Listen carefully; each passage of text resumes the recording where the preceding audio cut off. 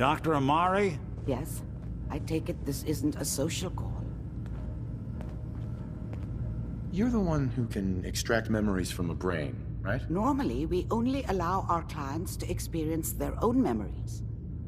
Now, what's this all about? We need a deep dig, Amari, but it's not gonna be easy. The perp, Kellogg, is already cold on the floor. Are you two mad? Putting aside the fact that you're asking me to defile a corpse, you don't realize that the memory simulators require intact, living brains to function. Please. Nick told me you're the only one who can make this work. This dead brain had inside knowledge of the Institute, Amari. The biggest scientific secret of the Commonwealth.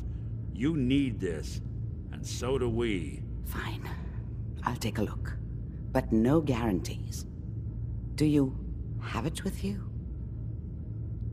Here's what I could find. What's this? This isn't a brain. This is... Wait. That's the hippocampus. And this thing attached to it? A neural interface? Those circuits look awfully familiar. I'm not surprised. From what I've seen, all Institute technology has a similar architecture. Nick's an older model synth. Is he compatible? That's exactly what I was thinking. If we are lucky, it should hook right in. But even if this works, Mr. Valentine would be taking on a tremendous amount of risk. We're talking about wiring something to his brain. Don't worry about me, Amari. Let's do it.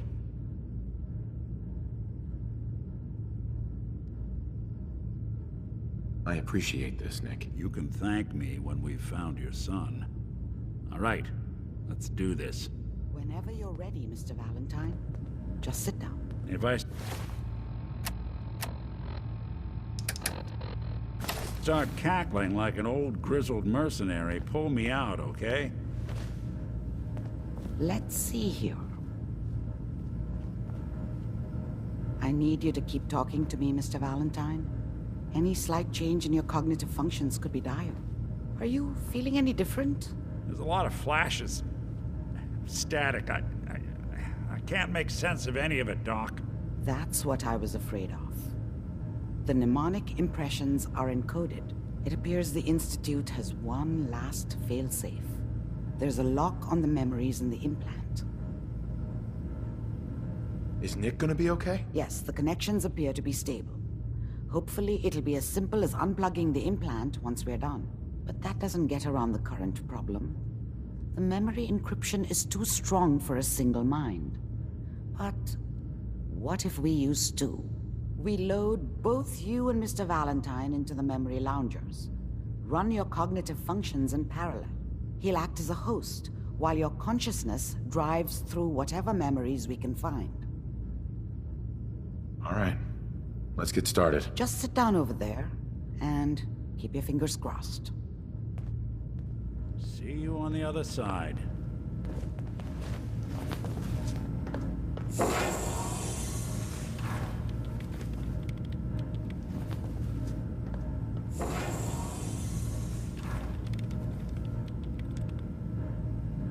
Initiating brainwave migration between the transplant and the host. Mnemonic activity coming from the transplant. It's degenerated, but it's there. We're going to load you into the strongest memories we can find. They might not be stable. Just hold on.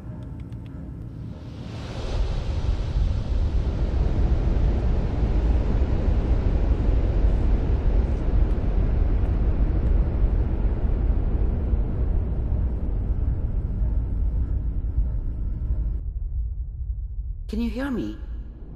Ah, good. The simulation appears to be working, although the memories are quite fragmentary. I'll try to step you through the intact memories and hope we find one that gives us some clue to the Institute's location.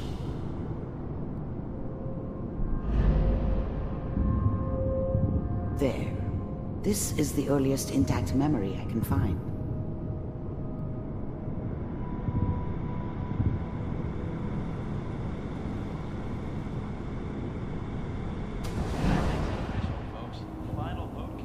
Turn down the goddamn radio! trying to sleep! Remember, you are experiencing these memories as Kellogg. This may prove disorienting at first. I'm sure that's gonna take some getting used to for a lot of people. I was such a dummy back then. What did I know about how the world worked? I think now she wanted me to kill him. I should have. Instead, I ended up running away. I told myself I wanted to find somewhere out from under the thumb of the NCR and all their rules. But really, I was running from the guilt of not protecting her from Dad. Yeah, it doesn't matter now, though. Mom knew how it was. She wasn't soft, but she loved me in her way. And she protected me from Dad. That cost her more than a few beatings. I never knew what happened to her after I left. I didn't want to know. Not then. Dad was either drunk or not around. I guess he must have run with one of the raider gangs, but I never really knew what he did. Don't know why Mom was with him. Maybe at some point in his life he wasn't a complete asshole. What a joke. What's it mean, Mom? Nothing, Connie. People like to talk and hope someone else is going to keep them safe. Teacher at school said the NCR would bring back the good old days. Like before the big war. Don't you listen to that twaddle. I'm going to stop sending you if that's what they're teaching you. I'm going out. Where the fuck did you put my book? This doesn't seem to be what we're looking for. There appears to be another intact memory close to you in temporal sequence. There. Try that one.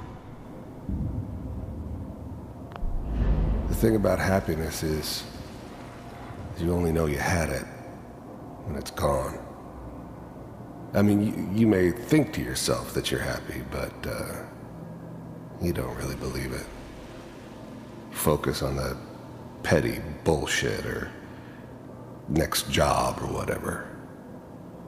It's only looking back, by comparison with what comes after, that you really understand that's what happiness felt like.